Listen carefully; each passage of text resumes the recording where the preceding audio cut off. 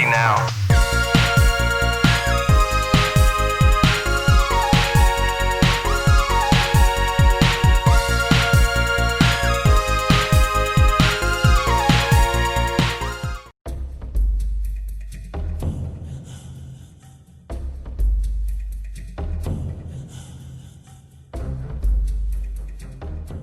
If you were to place the multitude of first-person shooters onto a scale, with games like Doom or Halo on top, and Rogue Warrior at the bottom, Pariah would make a pinpoint landing in the middle.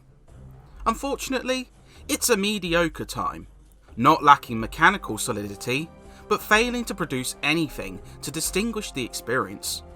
There's no shortage of modes, weapons, or levels. The problem is that none of them are compelling. Even the somewhat intriguing premise is woefully capitalised on, failing to help salvage this one. It's a shame. Digital Extremes showed pedigree with their work on Unreal Championship, but it doesn't shine through here.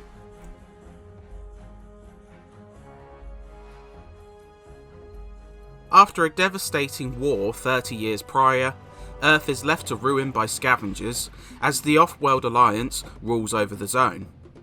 The story puts you in the boots of Jack Mason, a medic transporting a virus-carrying convict.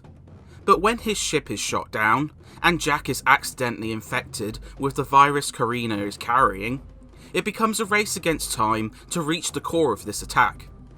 The story isn't lacking for ideas, but it is short on context, failing to explain much of the world's lore and prior events, forcing you to read the manual for basic information.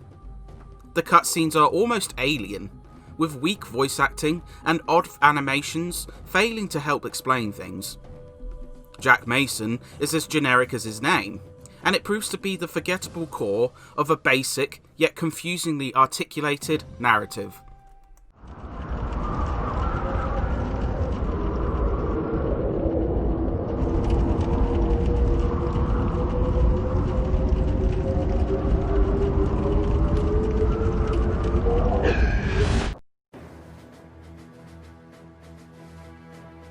Pariah isn't a bad shooter, but it is one which feels very meek. Aiming works well enough, movement feels weighty, and levels are spacious. But the handful of weapons available just aren't potent, firing more like cap guns than armaments, which is criminal considering you can hold auto-lock rocket launchers. You can upgrade both weapons and your health via energy cores, but it doesn't make firing weapons fun. AI ranges from smart, flanking and rushing at the right time, to almost inactive, likely a bug. The other elements are standard fare for shooters at the time, including vehicle sections which feel a touch hard to control, and rail shooting which is fine. There's nothing inherently broken or terrible about Pariah. The problem is that it's just very bland, a completely mid-2000s shooter without any flair or unique quirks.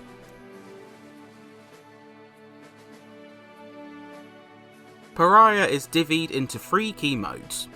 The single player, taking place over nearly 20 levels, keeps you playing for around 10 hours. But when you factor in the weak story and unremarkable shooting, it definitely doesn't warrant a second run. Multiplayer, allowing for 2 players via split screen as well as bots, fails to capture the imagination either, with only a small selection of modes and maps, and the aforementioned gunplay plagues this mode too, with not even classes saving it.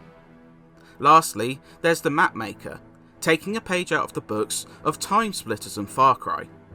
You can make multiplayer maps of your own creation, and there's definitely a lot of tools available to allow for deep and time-consuming sessions.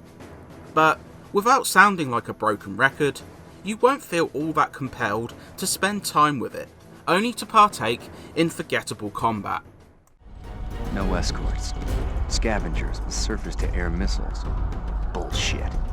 Someone was going through a lot of trouble to get his hands on her.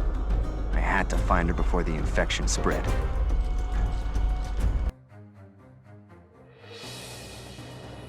It doesn't help matters that Pariah suffers from a very dreary presentation.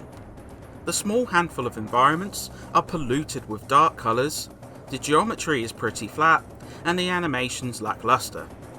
Performance also varies, sometimes keeping pace, but often chopping up. The sound is equally forgettable, with dull voice acting and a flaccid script which only sees the story sink further, an unremarkable soundtrack that rarely adds to combat intensity, and weak gunfire, which dampens the impact of shooting. It reeks of a rushed product. Even the main menu suffers from stuttering.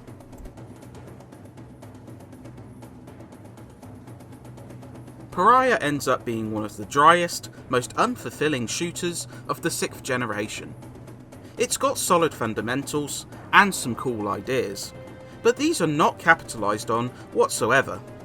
With underpowered weaponry, a dull and confusing story, bugs which hurt the experience, and an uninviting presentation, it's one of those games you'll forget not long after you finish it.